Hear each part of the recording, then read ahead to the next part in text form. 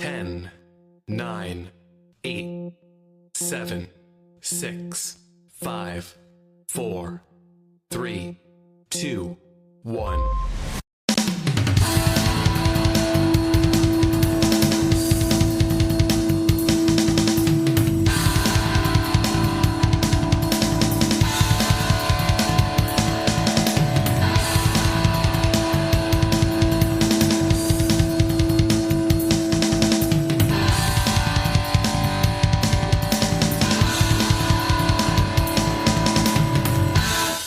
Greetings, my fellow freedom lovers, sovereign thinkers. Thank you for tuning to LL3 Podcast. My name is Craig, transmitting from the beautiful realms of planet Earth. Today's date is Sunday, March 1st, 2026 is episode 1943. Ali Khamenei is dead. So now what? Before I proceed, you can find me on multiple social media sites and podcast channels. Just type in Looky Luck number 3, Looky Luck Roman number 3 eyes, or Looky Luck Roman number 3 podcast. In addition, if you have any questions, comments, recommendations, all that good stuff, whatever you do, please use decorum. Hit me via email to ll3.podcast@proton.me. If you want to donate, go to PayPal.me or cash.app/Loki Luck number 3. Looks like there's more information coming out on potential manipulation, try to get the people get involved in the war with Iran. And we all know the Rothschilds, the bankers, the Order, Club of Rome, etc. want this thing to be a reality. And like I said before, I'm not crazy or fond of the mullah government by any means. I never trust government in general. It's part of my DNA. And as an American, you study history, right? And everyone else should do the same wherever you're at. And I noticed too, the protesters, how many of them are hired to be there, right? Not inspired. And in the Communist Party, they're all talking on Facebook about the wars, but they want to praise a guy like Karl Marx, who's been owned and branded by the Rothschilds, who fed him, catered him, and all that, because he never had a day of hard work in his life. That's the kind of person I'm going to idolize. I want to idolize a lazy ass. Yay! I use Palmolive soap. Karl Marx will approve of it. And I digress. Oh yeah, another thing too. I know West Virginia, they want to get rid of their machine gun ban law on the federal level, so it's a good form of nullification. And another thing about that state, because they want to terminate, they're talking about terminating their state income tax, which is fantastic. Hey, Article 3, Section 1 of their Bill of Rights, or their Constitution, called Bill of Rights, natural rights. Property is a natural right, including money, getting paid, and all that good stuff. Well, remember, those other Dinkleberries out there don't want you to know, all right? Absolutely. So, hello, Mia. Live in the audio. Good. Thank you for checking in. So, I'm just doing a little rant here on a few things. And I know there's talk about a bill in Florida that is very controversial about the surveillance bill that's supposed to fight terrorism. But remember the Patriot Act, right? Absolutely. Who are the suspected terrorists? It could be you and I. And even they talk about their teacher unions down there not doing too great either, not representing the workers. Hey, I recommend folks to check out this what's it called? This booklet called the AFL-CIO Code of Ethical Practices, and it tells you how unions should be. But a lot of people have forgotten that. Okay, even when I was a stagehand, they haven't been utilizing it as well. So it is very dangerous, because if you don't stand for what's right, you're just nothing more than a paper tiger, a union name only. We've been warned about that in 1957. Well, without further ado, I'm going to talk about a few things here in reference to Ali Khamenei, and I'm going to start off here with Russia Today, RT.com. Observe responsibly when it comes to all these articles, folks. I'm not saying I believe everything what they say, right? How accurate is it? Khamenei's dead. What's next for Iran? Is by Murad Sagaz. The past 24 hours have given Iran's leadership transition a tangible shape, while also revealing how dangerously the very idea of normal is shifting in international politics. The death of Ayatollah Ali Khamenei in a joint U.S.-Israeli operation against Iran is a demonstrative precedent. Right across the Middle East as the legalization of a blunt principle, When power is sufficient, sovereignty can be suspended at will. As a researcher of Middle Eastern politics, I cannot treat such actions as a surgical strike. They amount to the demolition of constraints that once, however, imperfectly made the international arena at least somewhat predictable. If the world's leading military power and its closest regional ally signal that the physical elimination of a state's top leader is an acceptable policy too, then law becomes stage scenery rather than an organizing principle. The message is simple. Rules apply when they serve the strong, and they can be set aside when they do not. It sounds like a old saying, liberty for me, but none for thee, right? Against that backdrop, reports of a strike on a girls' primary school in Manab in southern Iran have been absorbed with particular bitterness. For many across the Middle East and for much of the global South, the decisive issue is not the elegance of Western statements. It is whether there will be any clear moral judgment at all, or whether the tragedy will dissolve in cautious phrasing and familiar rituals of justification whenever responsibility falls on U.S. allies. In a region saturated with grief and memory, silence is rarely interpreted as neutrality. It is read as hierarchy, as an unspoken ranking of those suffering counts. Ayatollah Khamenei was a man of a distinct era defined by a long confrontation that Iran consistently framed as resistance to Western expansion. Efforts to shape the region from the outside and to impose an external architecture of security, politics, and values. For his supporters, he embodied the idea of an independent civilizational course, along with the conviction that Iran and the Middle East more broadly must retain the right to speak his own voice when that voice irritates Western capitals and clashes with their preferred definitions of what is acceptable. In this worldview, autonomy is not a slogan. It is a shield against absorption and refusal to become merely a theater and someone else's global story. In moments like this, emotions risk becoming policy. The loss of a figure of this scale will not be experienced only as a political development. For many Shiite communities beyond Iran's borders, it will register as a symbolic wound, one that can sharpen anti-Israel sentiment and widen the line of a confrontation with the West. This is not merely a function of propaganda. It is also a function of the region's collective codes, its deep archive of humiliation and resistance, and the reflection of reciprocal action that often activates faster than diplomatic calculation. When political violence is framed as public theater, it does not remain contained. It travels through sermons, through street talk, through family histories, through the subtle armament. Armatatic of vengeance that turns outrage into recruitment. And I'm like, look at this photo here of Khamenei. The Iranian flag has golden ridges around it. If you see that flag, folks, even in the United States had the flags in the courtrooms and government buildings. It represents maritime law. So that's the question. Is it really organic, or is it controlled by a higher ups? Okay, this is a question. You gotta always look at these things. Very symbolic, you can say. Yet the central question is not only the symbol, it is a mechanism. The patterns of strikes and the framing of the campaign are widely interpreted as an attempt to deprive Iran of mind and head by systematically removing the upper tiers of decision-making. The strategic rager is clear, disrupt succession, provoke elite fragmentation, and paralyze governance at the very moment the state is most vulnerable. This is the classic logic of decapitation, betting that the state will buckle under pressure during transition. But those who imagine Iran as a structure held up by one man underestimate the degree to which the Islamic Republic has been built for siege conditions.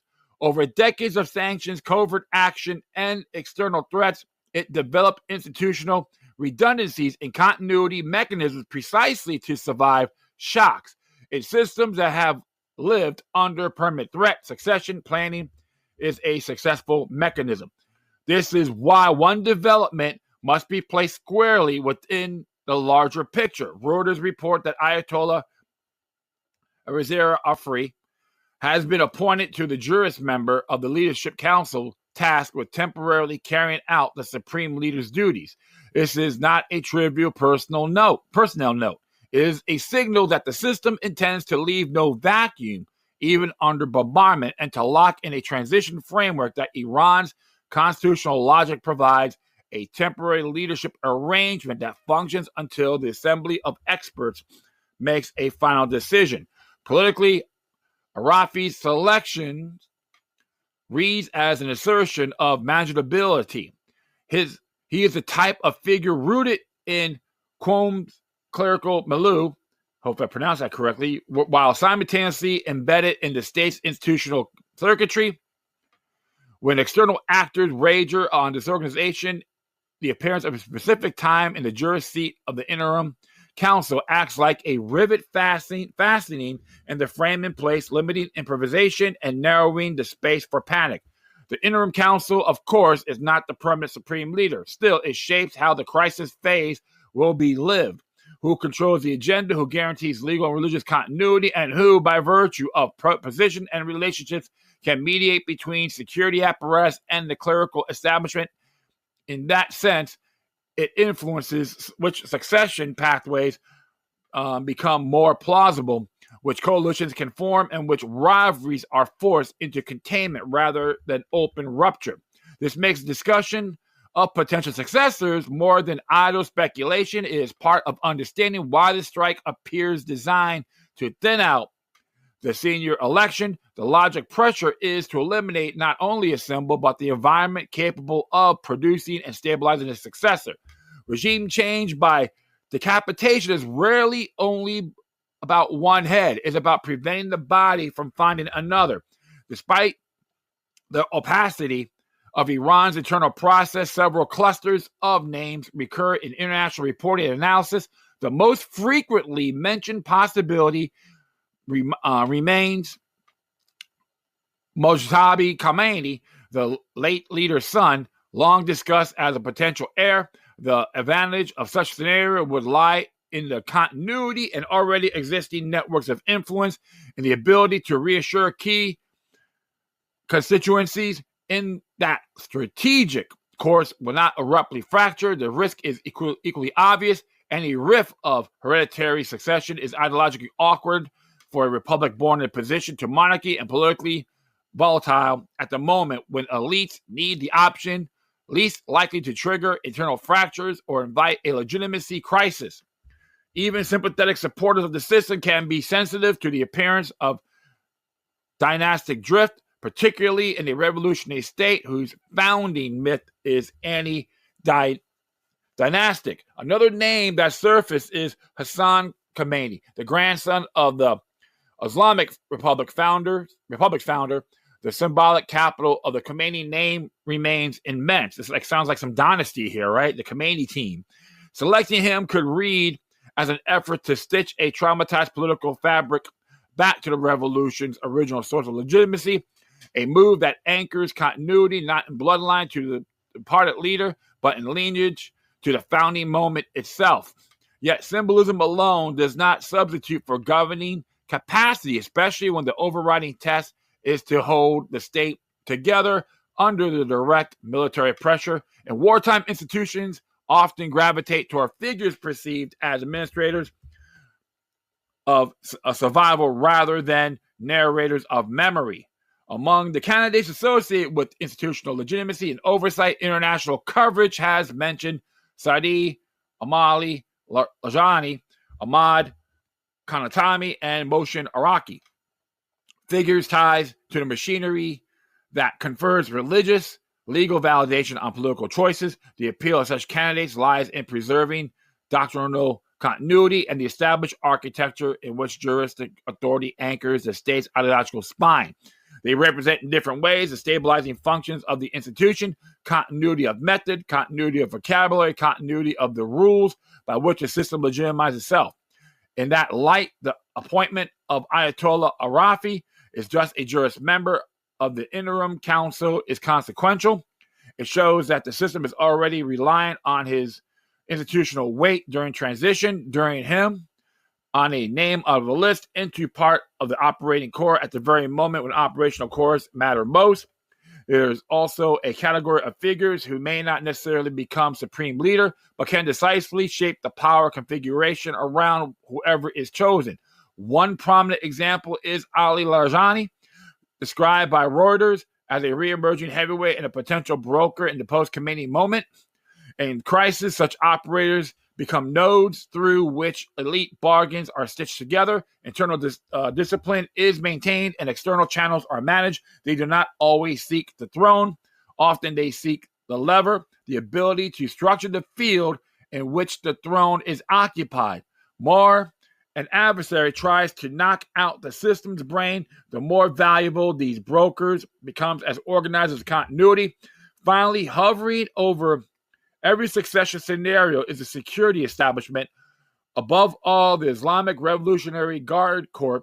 External assessments cited by Reuters suggest that the aftermath may produce the dilution, but consolidation and intensification of a hardline posture and a greater role for structures oriented towards security and resistance. This mattered because in wartime, elites typically prioritize governmentability and mobilizational efficiency over abstract reform. This is why a campaign of targeted eliminations is perceived not as simple as punishment, but as an effort to sever the state's nervous system and force it to operate blind.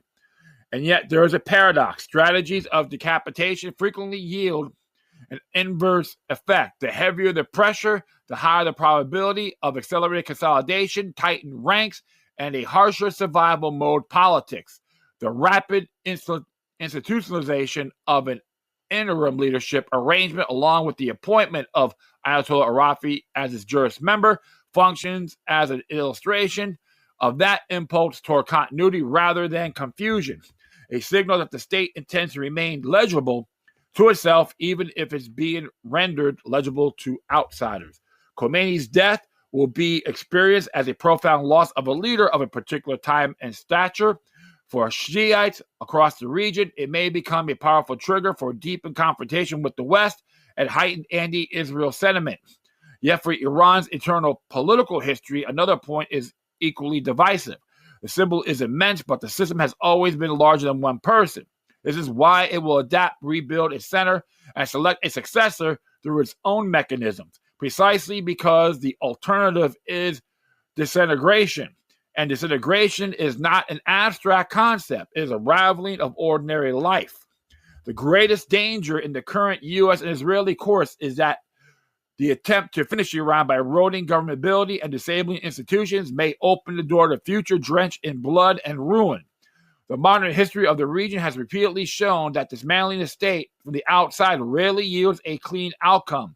More often, it unleashes cycles of violence, fragmentation, and revenge, paid for not by decision makers, but by ordinary families, neighbors, and children. Even those who imagine that collapse will deliver liberation tend to discover that the vacuum does not remain empty. It fills with militias, with vendettas, with economic predation, with leaders who rise not because they can govern, but because they can hurt. Politics contained no immaculate actors, and the world is not divided into perfectly virtuous and irredeemably evil. But there is a difference between complexity and arbitrariness. There is a difference between rivalry among states and a practice in which strong arrogate to themselves the right to decide who may live, who may govern, and which institutions may be broken in pursuit of someone else's strategic design. The more often demonstrates the law is not for them, the more quickly it corrodes the very foundations of the order it claims to uphold. And in time, it corrodes the credibility of the power itself. Leaders leave the stage and become part of history. That is the law of time. Yet alongside individual errors also pass, errors that once felt permanent. Just as personalities become textbook chapters, so too will hegemony, the habit of exemption, and the belief and a right to rewrite the fates of nations. The more intensely the U.S. and its allies display impunity, the sooner they may bring closer a moment in which the dominance is no longer perceived as a natural state of affairs, but as a dangerous anachronism. One that, like all anachronisms, will eventually recede into the past. Very interesting article. It has some great merits to this statement because it has happened multiple times, many places in history, not just the U.S., but around the world. And we got to say this. Who's going to benefit from it? I know people are celebrating right now, but it's going to be the same. Is it going to let the whole thing collapse and be raiders and rape and pillage innocent people? We always got to look at those angles. It has happened. Look what happened with Germany too during the World War II and after that. Many people had nothing to do with it. They just want to live their lives, and they get raped and pillaged when the invasion came, got occupied by members of the Soviet Union. It's real disgusting when it comes to politics, geopolitics. Very filthy institution indeed. That's why we always got to say, Kio Bono, who benefits? The order and all that. Do you think the United States is just the mastermind of it? Forget about it. You're not really paying attention. It goes a lot bigger than what it is. I always recommend folks to check out The Grand Chessboard, too, by Zygmunt Brzezinski. He talks about Eurasia. And I did address that on my past episode with a reference to Ukraine. There was a pivot to that, to the Eurasia. And you could say Iran's even connected to that as well. And we could even look at the Club of Rome. They want to fulfill the seventh kingdom that goes from North Africa to Iran. Okay. And I did an episode last night on that. You should check it out yourselves. And you have the link. You can read it. It is very interesting. And clubofrome.org is a good site to really look at these things, because it's a lot bigger than what it is. It has nothing. Jeffrey Epstein, people try to post up on social media about Jeffrey Epstein. He's just a chess piece. He's not the mastermind. It goes a lot deeper than what it is. So this is why we always have to see things a lot bigger. I'm going to do a couple more articles here. Actually, this came from the nationalinterest.org. And this one is written by, both these articles written by Armand Madian, which came out February 28th. Who will succeed Ali Khamenei in Iran? Ali Khamenei has dominated Iran's clerical system for nearly 4 decades and sidelined all potential rivals, meaning there's no obvious choice for his successor. Iranian state media has confirmed reports that Supreme Leader Ali Khamenei, Iran's theocratic ruler since 1999, was killed in a U.S.-Israeli airstrike. Khamenei's death case amid the broader U.S.-Israeli military campaign against Iran, codenamed Operation Epic Fury by U.S. President Donald Trump. As part of a campaign, the United States and Israel struck Tehran and other Iranian cities, and what officials for both countries described as a major operation against Iran's leadership and strategic infrastructure. Missiles and airstrikes reportedly hit targets in central, southern, and eastern parts of Tehran. After strikes on the Supreme Leader's compound on Saturday, Israel was quick to announce Khamenei's death. Trump did so several hours later in a Truth Social post condemning the former Supreme Leader as one of the most evil people in history. And it looks like many people read that, so I'm going to bypass it. And right here, too, with Khamenei's long shadow over Iran, with Khamenei's abrupt demise, Iran has entered a historic turning point. The longtime Supreme Leader was not merely a head of state. He was one of the last major figures of the Islamic Republic's founding generation. Born in 1939 in the city of Mashhad to a clerical family of Azeri background, he rose through the religious seminaries and became politically active in the anti-Shah movement. He studied Qur'an under prominent clerics, including Ayatollah Ruhollah Khomeini, and spent years under pressure from the Pahlavi state, including arrest, imprisonment, and internal exile. These early experiences helped shape both his revolutionary credentials and his long-standing distrust of domestic dissent and foreign influence. I can't argue with him on that one, right? All right, hold on here. I'm just going to put this up a little bit. Cool. After the 1979 revolution, Khamenei quickly entered the new political order. He became a member of the Islamic Revolutionary Council, served in parliament, and was appointed the leader of Tehran's Friday prayers. In that role, he survived an assassination attempt in June 1981 when a bomb hidden in a tape recorder exploded during the speech, leaving his arm permanently impaired. Later that year, after the assassination of President Mohammad Ali Rajai, he was elected Iran's president and served from 1981 to 1989. After Khamenei's death in 1989, he was elevated by the assembly experts to succeed his former mentor as supreme leader, as position from which he would dominate Iran's political, military, and ideological direction for the next 3.5 decades. The 1981 attack, his presidency, and his 1989 elevation are all points that should be sourced directly. As supreme leader, Khamenei's rule unfolded in distinct phases. First, he worked to escape the shadow of Akbar Hashemi Rafsanjani, consolidating power by building loyal networks across the state, especially within Islamic Revolutionary Guard Corps. He later confronted the reformist wave that emerged with Mohammad Khatami's 1997 election, responding to expand press freedom, student activism, and intellectual dissent, with tighter control, media closures, and repression. In the year that followed, he oversaw the expansion of Iran's missile nuclear program, the deepening of Iran's regional influence after the 2003 U.S. invasion of Iraq, the suppression of major domestic protest movements, and repeated confrontations with Washington.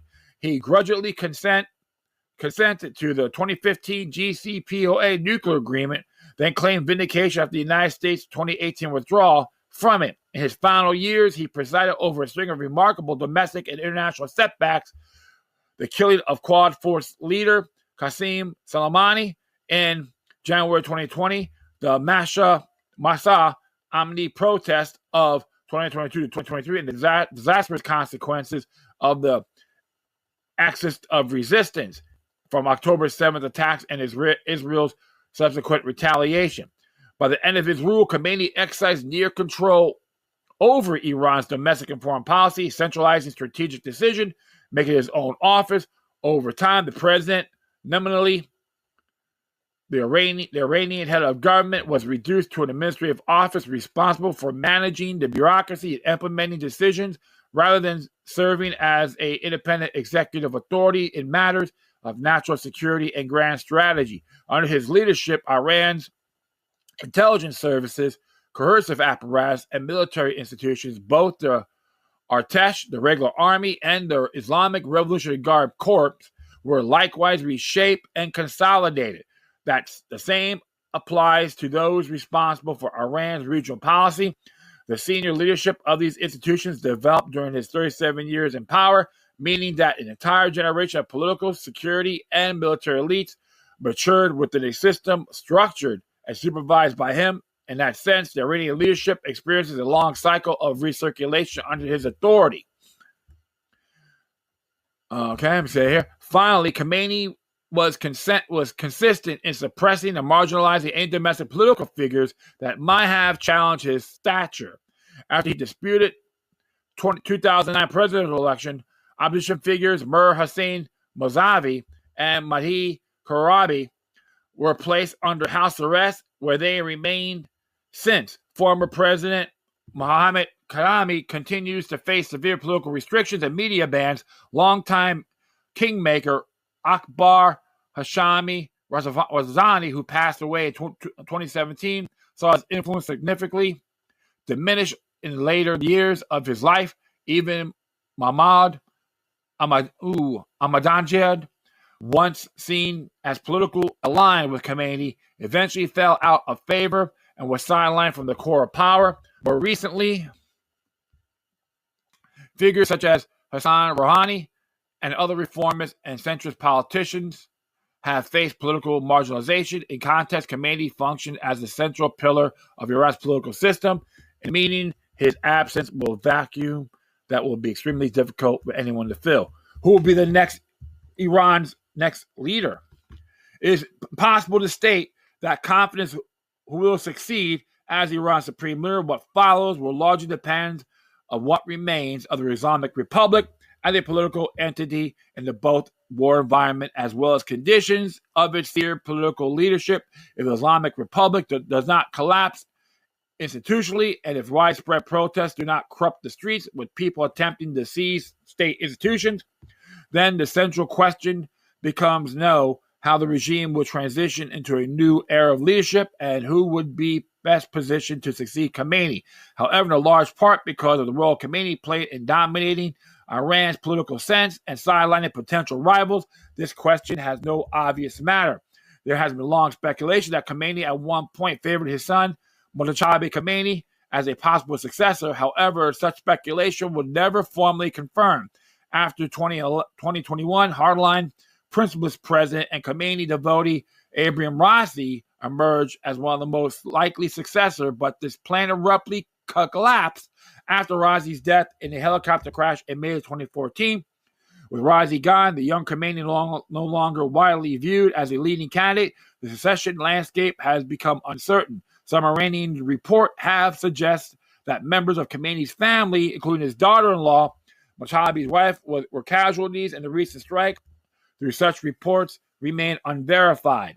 In the absence of a central political figures, it appears that Iran's future will largely rest within the hands of the IRGC, and the absence of a dominant clerical figure capable of rallying the future of coercive apparatus around himself, the Islamic Revolutionary Corps, and could choose to assume direct control. The Islamic Republic, which has functioned as a clerical system with armed institutions serving as its executor, would effectively reverse its structure.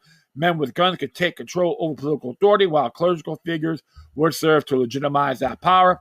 This scenario is plausible given the IRGC entrenched position with Iran's domestic power structure. The IRGC maintains influence over large segments of the security intelligence apparatus, possesses significant independent financial networks, and benefit from substantial state resources. These structural advantages provide it with the institutional capacity to intervene decisively. However, this depends on the context of the ongoing war. If a significant number of senior IRGC commanders and security officials are eliminated in the ongoing strike, by no means minor possibility given Israel's focus on eliminating them during the 12-day war in June 2025, could result in the weakening of the IRGC, limiting its ability to consolidate power cohesively. Another scenario, therefore, would be emergence of alternative principlist figures, potentially with the backing of segment of the IRGC, while Raisi and the younger Khamenei no longer viable central successors. Other hardline principlist figures may retain influence within conservative circles, could attempt to position themselves in a succession process, be part of the security establishment. One of those figures could be Elazar Arafi, a clerical who is a member of the Assembly of Experts and previously served on the Guardian Council. He also held senior clerical and political positions, has been regarded as aligned with conservative principlist currents close to the supreme leader. His name has occasionally been mentioned on discussions about potential succession. The challenge for figures such as Arafi and any other clerical attempting to assume leadership during a turbulent transition would be the need for a strong security vanguard to ensure the smooth consolidation of a power in a country whose population has become thoroughly disaffected with the electrical system. In a period of instability, clerical authority alone would not likely to suffice. Such a transition would require coordination and backing for the security and coercive apparatus, which poses the same problems as an IRGC takeover amid ongoing war.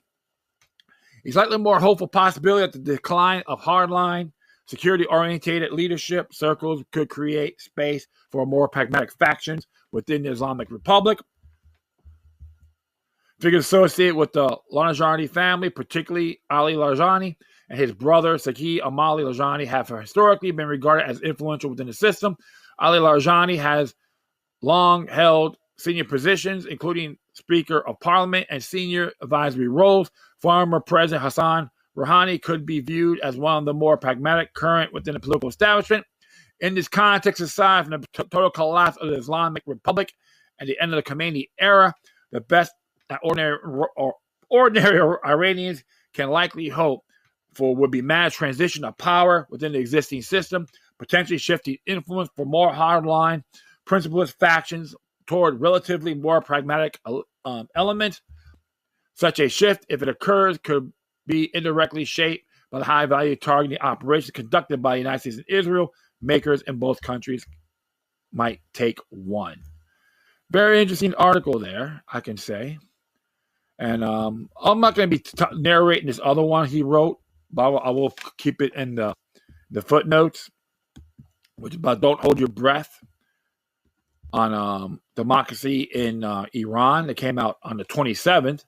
It's pretty good stuff here because it could be this whole thing about liberal democracy in Iran.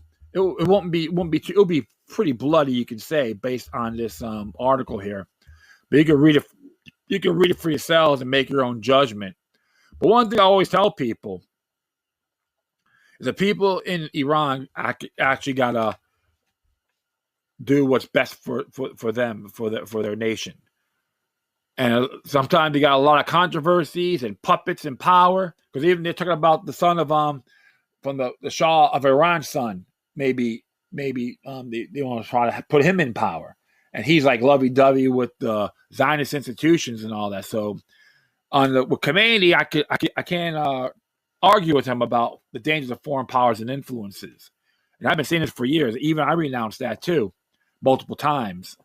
With when we try to get lovey-dovey with the foreign nation, we got to create bills or create laws just to benefit them and not the American people, etc.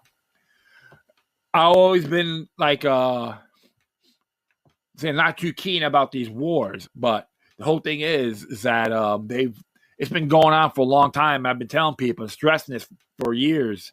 Laconism is a disease.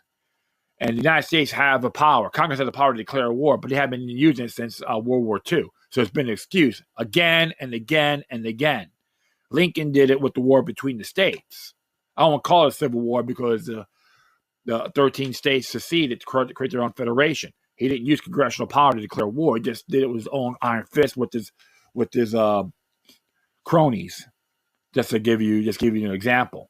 And it's been a very bad habit for at least 150, 67 years, you can say. No, 108, about 180 years, you can say right now, minimum. This has to stop. This is why I always tell people that Jefferson said it the best, and Washington too, no foreign entanglements, commerce through all. That has to be done.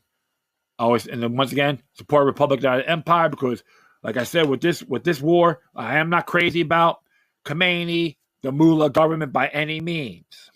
They did stuff that's unacceptable. Arresting people, artists, and musicians for blasphemy charges. There's one metal band called Arsamis. They're in exile right now because they're talking, and actually their music's based on the Persian heritage. And the mullah government did not like that, right? Well, I'll just give you some examples of how I see things. And we always got to be aware, too, of the Club of Rome, the Seventh Kingdom. Expands from North Africa to Iran. So we got to look at that angle as well. So remember, Trump is just a chess piece. All right? He's not the creator of this whole thing. So just to let you folks know, observe responsibly. So I will leave those footnotes on there so you can read it for yourselves. And who else is here? Oh, we got other people coming here as well. All right. Hey, all you folks out there, Facts Porcupine Podcast. Thank you for checking in, and I love the love. I dig it, man. So a couple of people are checking in. I do appreciate it.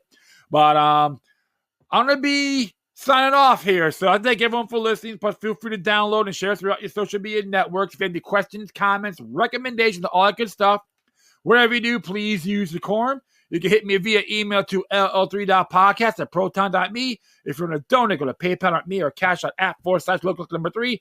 If you want to, be a subscriber to RT or support national interest, observe responsibly, please. Okay, just trust me. Don't just consume anything they try to throw at us. Once again, thank you for your time. Plus, always remember that the demoniac resistance is healthy for the soul and can liberate humanity. Until next time, take care of yourselves. Keep on spreading love. And may your guardian spirits be with you.